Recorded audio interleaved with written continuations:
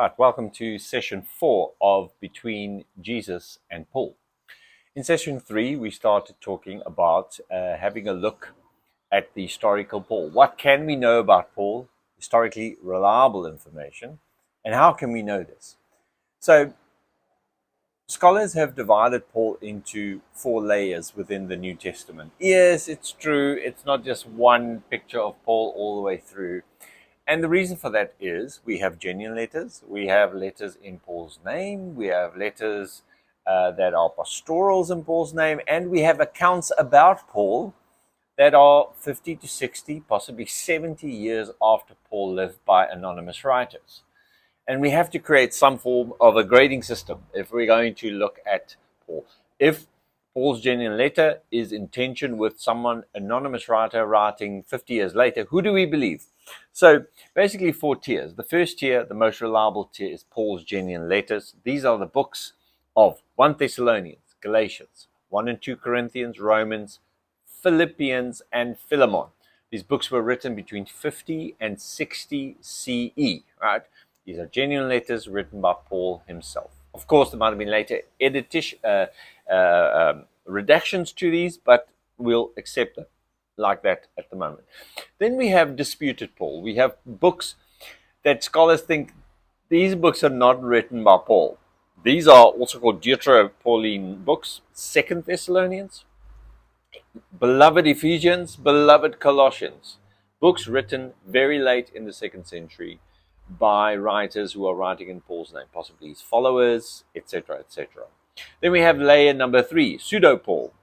Books that scholars believe are definitely not written by Paul. This is 1 and 2 Timothy and Titus. They also reflect a much later contextual reality and possibly written in the late 1st century. And then we have a 4th layer, which comes as a bit of a shock to the average Christian, which is legendary Paul. Now, that doesn't mean legendary like a name I made you're a legend. It means Paul the legend as in an embellished version of Paul. In other words, a later version of Paul, which is not necessarily Paul himself. And this we find in the book of Acts. The book of Acts is written anonymously, as far as we know, by the same writer that wrote the Gospel of Luke. This book also comes from the late 1st century, and it stands in quite a bit of tension with Paul's early letters. So we're going to be talking about that. 4 layers of Paul. Now, obviously, regardless of what scholars make of the historical value of each of these 4 tiers, most are in agreement. To find historical Paul, we should begin with his authentic letters, of course. It is the only real proper way to do this. Later letters in Paul's name reflect vocabulary, ideas, and social setting that belong to a later time. Now, in session 3, we dealt with the first 3 layers of Paul in the New Testament. In this session, session 4, we're going to be talking about the book of Acts. Now, Acts is going to feature centrally to this study right throughout this book, because Acts is the historical, biblical account of the first church. It features Peter, it features Paul, and writes about their harmony together, how they together said very similar things and did very similar things until Peter kind of falls away, and Paul becomes the main character of Luke Acts, which Paul is the hero of the book of Acts, really, although he wasn't even part of the original apostles, and the book is called the Acts of the Apostles. Very interesting, and we're going to be delving into that quite a bit. Now, what you might find surprising is that most historians agree that the book of Acts merits a label like the following: use sparingly with extreme caution. For most of us, Acts is a historical book about what exactly happened from the resurrection, the ascension, the outpouring of the Spirit, and the beginning of the church. Most historians disagree on this, and they feel that the writer of Acts has certain agendas that he is prioritizing, whether it is his sources that aren't providing him with the right information, or whether his agenda is overshadowing the historical information. We don't know. Remember, someone is writing 50 years after the fact. It's not a first-hand witness. This is not a first-hand witness account. So we got to be very careful how we treat the book of Acts. Generally, James Tabor, in his book that we're following, summarizing and reading from, he follows three principles when dealing with the book of Acts. Number one, specifically when it comes to the life of Paul. Principle number one, we never accept anything Acts says over Paul's own account. Right? Now, Paul's own account, we're gonna restrict to his genuine letters. In other words, if Paul, a first-hand witness about his own life, says A, and Acts comes and says 50 years later by an anonymous writer, no, it's not A, it looks more like C, we're gonna accept Paul. That's what any decent historian is going to do. We historians, by the way, for this series. Secondly, we're going to cautiously consider Acts if it agrees with Paul and we can't detect any obvious biases or agendas. So the reality is that Acts does have biases and agendas, and we're going to be talking about some of them as we move forward. And lastly, we will consider the independent information in Acts, but it is more of just interest to us. It is not really to be used as interpretive historical value. Here we include biographical information, and we're going to be having a look at some of this biographical data in this session as an example of how Acts and the life of Paul, according to Paul, might actually differ. Issues here that come up are Paul's conversion accounts, and obviously some of his teachings, and then of course his itinerary. So before we apply these principles before applying these principles here we're going to have a look at an outlay, skeletal outlay of Paul's basic biographical data that comes only from his own genuine letters. As an example, to give you an idea, this gives us a good place to start. And here's what we know about Paul from Paul, which I guess is the best source. Number one, Paul calls himself a Hebrew or an Israelite. He is born a Jew, he's circumcised on the 8th day, and he's of the tribe of Benjamin. We have no reason to doubt any of this. He was once a member of the sect called the Pharisees, of course, and he was advanced in Judaism beyond many of his contemporaries, right? And he was extremely zealous for the traditions of his Jewish faith. He persecuted the Jesus movement. He doesn't give us much detail about that. Around 37 CE, Paul had some visionary experience. He describes it as seeing Jesus. And there he receives his gospel message and is called to be an apostle to the Gentiles. He made 3 trips, according to his own accounts, to Jerusalem.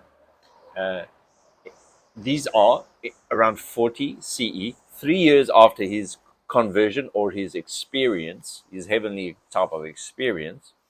He went to meet Peter. He saw Peter, spent some time with him, and then he met James. But he met none of the other apostles. Then about 10 years later, in 50 CE, around 50 CE, about 14 years after his initial call, he appeared before the entire Jerusalem leadership. This time he had to account for the gospel he was preaching to the Gentiles. This is found in Galatians 2, verse 1 to 10. One thing you'll notice here is that Paul does not write about himself as someone who's in and out of Jerusalem all the time. He has sparingly makes contact with the Jerusalem apostles. And this is something that's characteristic of Paul's own writings. Then again, in around 56 CE, Paul is arrested in Jerusalem, and then he is sent to Rome. This is found in Romans 15:25 to 29. 3 times. 40 CE, 50 CE, and 56 CE. Of course, these are always approximate dates, but I'm not going to say that every single time. Paul claimed to experience many revelations from Jesus, including a direct voice communicating to him, and also some extraordinary ascents into the highest level of the heavens. As you know, he claims to have entered paradise. As far as I can tell, paradise is the highest of the heavenly realms in the Ptolemaic cosmological model. It's right at the very top. It's where God lives, right? It's not the lower realms of angels and spiritual divine beings. It's the very highest. This is a huge, huge claim, and one that's, I guess, downplayed by a lot of us, but this is actually the center of where Paul gets his authority or his claim to authority from. He says that he heard things that were completely unspeakable. This talks about blasphemy, basically, then things that he can't explain to anybody else. It would have, it sets the stage for conflict. That's really what it's doing here. And he's legitimizing his own conflict by this. All right. He had some type of physical ability, disability, which I understood as a messenger or angel of Satan, angelos, that afflicted him. And the reason he gives for this is that there was a possibility that he would become proudful. Proudful of what? Of this massive revelation that he had received. It wasn't a small thing, it was huge, right? For him. Then he claims to have worked miraculous signs, wonders, mighty works. And he uses this, I think in Galatians, to verify that he has the status of an apostle. He was unmarried, as far as we can see, during this period. He experienced numerous physical persecutions, including beatings, being stoned, left for dead, and also being shipwrecked. He worked as a manual laborer to support himself and his travels, and he was imprisoned, probably in Rome, in the early 60 CE, and he expected to possibly die by execution. All right. So the book of Acts provides independent information, independent biographical information about Paul. In other words, extra, if you want to say it's extra information. And as the second version of our guidelines say, if it is independent, we have to be very careful about it. And we have to test it. We can't just accept it. Okay. This independent information is not found in Paul's genuine letters, right? So we have to be careful about it. So we're using the biographical study of Paul as an example to show you that there's some tensions between Paul's genuine letters and Acts writing about him. Now, biographical data is just one example of such tensions. There are also tensions in itinerary. There are tensions in terms of Paul's relationship with the apostles in Jerusalem. And what becomes clear to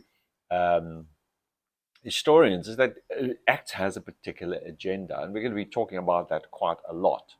But let's first look at some independent biographical information found in the book of Acts that we can't find in the genuine letters of Paul. Paul's Hebrew name was Saul in Acts, right? And he was born in Tarsus, a Roman city. Paul doesn't say anything about that. He came from a family of Pharisees, and he was educated in Jerusalem under Gamaliel, and he had a sister and a nephew in Jerusalem in 60 CE. Paul was born a Roman citizen. Now, what you will notice as we go through this, most of us get our information not from Paul himself, but actually from the book of Acts. And that could be a bit of an issue, especially if it's a tension with other sources or possibly Paul himself. I think we actually know very little about Paul from his own writings, and we mostly draw, if we had to write down some things about the life of Paul, most of us are drawing from the book of Acts. Historians make a distinction. According to Acts, he had some kind of an official status as a witness overseeing the stoning of Stephen. Paul doesn't say anything about that. And he also received official commission from the high priest in Jerusalem to persecute the church, travel to Damascus, arrest them, imprison them, and possibly even have them executed. Now, according to Acts, it was on this journey to Damascus that he had this dramatic heavenly vision of Jesus. According to Acts, he was, in fact, a tent maker, although the Greek here more likely refers to a leather worker. So what do we make of this material from the book of Acts? Now, it's plausible that his name in Hebrew could have been Saul. Saul is, after all, king from the tribe of Benjamin, so it's plausible. It's also plausible that his manual labor included some form of leather work, possibly tents. It's possible, right? Whether Paul was born in Tarsus, though, we have reason to doubt. Jerome, who is a 4th century Christian writer, says that Paul's parents were from Gichala in Galilee, and that he was born there in Galilee. Now, someone born in Galilee, Gichala, is not going to be a Jew, Pharisee born in Gichala, Galilee. he's not going to be a Roman citizen. In fact, around 4 BCE, Paul and his parents were rounded up and they were exiled to Tarsus because of some Jewish revolts in Galilee. It's unlikely that Jerome, 4th century here, admittedly, who would have been very familiar with the book of Acts, would have contradicted Acts without evidence. Jerome also gives us our only indication of Paul's age, writing that Paul was born around 4 BCE. And this fits well with Paul's description of himself as an old man in and around 60 CE. It would have made him around 65 or possibly oldest, maybe 70. Jerome's account casts serious doubt on whether Paul was in fact therefore a Roman citizen. He was born in Galilee and he was exiled due to anti-Roman uprisings. Paul says that also that he was beaten that he was beaten 3 times with rods. This punishment by Romans was forbidden for Roman citizens. So here is an example of some information we get from Acts that doesn't compute with Paul. It's not found in Paul, and it actually is in tension and contradiction with other sources. Then we always have to ask ourselves the question, why would Acts want to claim that Paul was a Roman citizen? And that's where the agenda of the writer gets exposed, and we'll talk about it in a moment. Right. It is plausible that his family were in fact Pharisees. Paul's apocalyptic disposition, as witnessed in his very early personal letters or very early letters, could well be because he was from a family of Pharisees. Luke Acts tends to emphasize, just before I go on, I have to say what Luke Acts is. I'm not sure if I've mentioned this before. We think that Luke and Acts were written by the same person, and so it's like a 2-volume book by the same person. So that's what's often called Luke Acts, right? Luke Acts mutes the emphasis on the imminent arrival of the apocalypse and characteristically tones down those themes from Mark. Acts is quite keen on emphasizing Paul's friendly relationships with Roman officials, as well as the protection they regularly offered Paul from his Jewish enemies. So, claiming that Paul was born a Roman citizen in a Roman province in Tarsus serves the writer's purposes well. So, when we have a situation where the writer, the author, Acts in this case, has information that is not found in Paul and that is contradicted by another source, we start to ask, does he have an agenda to do and write in the same way? And it seems like there is an agenda by the writer of Acts to make Paul friendly with Romans and as an enemy of the Jews. Now, there's another part of this that also fits this picture. Acts claims that Paul grew up in Jerusalem as a student of Gamaliel. And this is also highly suspect. Of course, Paul doesn't say anything. He would have mentioned that because Gamaliel was a famous Pharisee, right? And in Paul reciting his credentials, he might have mentioned Gamaliel, but he doesn't. And as you know, Paul spends a lot of time reciting his credentials. So in Acts, there's a famous scene where Gamaliel recommends the release of Peter and John. They were arrested by the Jewish authorities. Now, this is famously understood by historians as a fictitious account for many reasons I don't want to discuss right here. But it seems to be part of the author's attempt to indicate that reasonable-minded Jews, educated Jews like Gamaliel, and Roman officials did not condemn Christians. And by connecting Paul directly with Gamaliel and Jerusalem, he further advances this idea. Acts constantly characterizes the Jewish enemies of Paul as irrational and rabid, in contrast to the good Jews or the educated Jews who are calm, reasonable, and respond favorably to Paul. Paul himself never indicates that he lived in Jerusalem or studied in Jerusalem or that it was his home. He does mention a connection with Damascus, however. Whether he was in Damascus, which is 150 miles north of Jerusalem, in pursuit of Jesus' followers, or any other reason, we don't know. He doesn't say anything about it. He also doesn't describe his original heavenly experience or visionary experience with Jesus as on the road to Damascus. That seems to come from Acts. Now, the conversion experience of Paul is mentioned 3 times in Acts, and for normal Christians like me and other people, it completely clouds or colors our judgment on what happened in Paul's conversion. Now imagine someone writing about your conversion 60 years after it actually happened, and they possibly never knew you and they were not a first-hand witness, while letters from you yourself survive in which you explain them. I think it's logical that we stick with Paul on these type of experiences. Paul doesn't say anything. Here we are. So Paul's connection to Jerusalem carries with it a real question. Did he meet Jesus? Did he see Jesus? Did he ever hear Jesus? Because if he was in Jerusalem during that time, that was very, very possible. But in Paul's letters, surprisingly, Paul never mentions seeing, hearing, or talking to the physical Jesus. He hardly mentions anything about his life or any of his teachings. He doesn't seem to say anything about the ministry of Jesus. He mentions 2 sayings of Jesus twice, one very indirect, other one may possibly very direct. It seems unlikely that he would have been a resident of Jerusalem during this time. Likewise, Paul's high-placed connections with the priestly class in Jerusalem is just something we can neither confirm or deny. We have no other information on this. But there is nothing in his letters to indicate this kind of prominent connection that Acts actually gives him. Do we have any information outside the New Testament about Paul? We do, in fact, have something. There is an account called the Acts of Paul and Thecla. And it carries inside of it a description of what Paul actually looked. Now, this is a late second century work.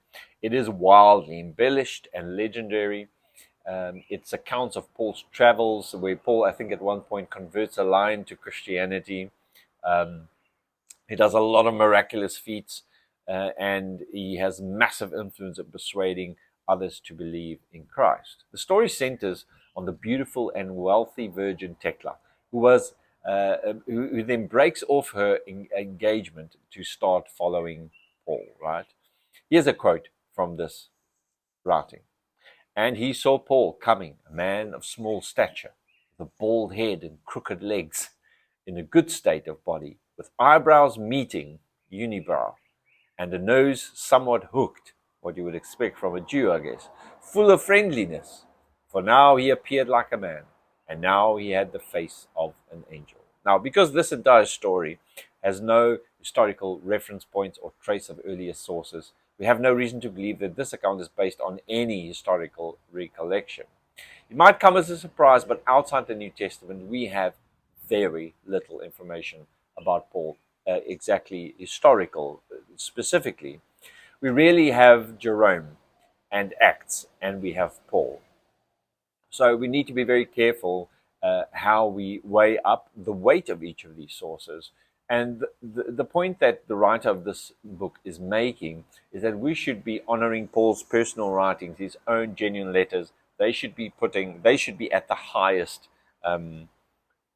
We should regard them as the most probable. Now, the second century church fathers, they don't mention Paul's name a lot. Actually, they mention his name very little, less than 12 times. But in these mentionings, they don't really relate any personal historical information we can grab onto. So there's just really nothing there for us. They basically just refer to him as a hero of the faith, and they are aware of his teachings and they believe and try and promote his teachings. Now, there are some second and third century writers who know a tradition that Peter and Paul were together in Rome and were in fact there martyred under Nero. Paul was beheaded and Peter was crucified. We'll speak a little bit more about this in detail as we go on, but the story goes basically like this, that during Nero's reign there was a fire, and some people believe that Nero was the origin of this fire, but he blamed the Christians, and that was the time in which Paul and Peter were there together in Rome. The tradition, of course, is that Paul and Peter worked well together. We'll talk about that at length. And then Nero, to blame the Christians, I think he crucified a bunch of them. a lot of them, and this is where it seems Paul and Peter both also were executed during the 6th century, 7th decade of the 1st century. All right, so that's really as much as we want to talk about when it comes to the historical Paul. We're not sure if he was a Roman citizen. It doesn't look like it. It seems like he was rather born in Galilee. Pharisaical heritage, yes, maybe. Apocalyptic Jew, yes. Israelite, Hebrew, zealous for his traditions, persecuting the church. Um, some form of a revelation, absolutely. Was it exactly as Luke describes it? Possibly not. We don't know. Paul would have surely have mentioned if he was on a horse somewhere and he saw a light and Jesus was talking to him. He doesn't say anything about that. So, but what we can take from that is that Paul did have some type of experience that really shifted his beliefs radically in as we will see. And actually, it's those shifts uh, due to his revelations that brought him into conflict with Jewish Christianity. We have to understand that, and this when you go back to the first couple of years after Jesus' death and resurrection, as the church proclaimed, there was about 10 years from 30 to 40 CE where the Jerusalem church operated without Paul. Paul was persecuting them. In other words, all the ideas of Paul, all Paul's theology, all Paul's intricate in Christ ideas of life according to the Spirit and not the flesh, Paul's ideas of atonement and all of that, we can't use that to say that's what Christians believe, because a lot of this is Paul's ideas that come later. And the question then is really, what did Christianity look like between, for instance, 30 to 40 CE? What did they believe? Um, I think most scholars agree that they really sprang into being because of their belief in the resurrection of Jesus. They returned to Jerusalem, and there they started proclaiming Jesus as Messiah, waiting for his imminent return. Um, and this was completely independent of the ideas of Paul. First contact, 1 decade after um, the the death of Jesus. Now, according to Paul's account, and we've mentioned this, Paul really sparingly goes to Jerusalem. He goes 40 CE and possibly 50 CE, right? That's twice in 2 decades. So it stands to reason that the church in Jerusalem uh, operated largely independent from Paul and Paul's ideas. And vice versa, that Paul operated largely, because Paul makes very clear statements that he did not confirm with any flesh and blood. He went to Arabia. That's where he got his revelation. And he makes a point to tell us that he didn't get it from any man. So it stands to reason that Paul and the early Christians in Jerusalem worked separately and develop their ideas about Jesus also separately. And that there was a possibility that at some point they were going to disagree on stuff. And that's exactly what we find in the New Testament, especially from the letters of Paul. Paul makes sure that we understand that he disagrees with many Jewish Christians on their views and how things are to be done. And he kind of asserts that his view is the view. We'll get into that a little bit more as we carry on. So this is the end of session 4. In session 5, we want to look exactly at this. What does Christianity look like before Paul starts influencing it? Thanks for being with me today. See you next time.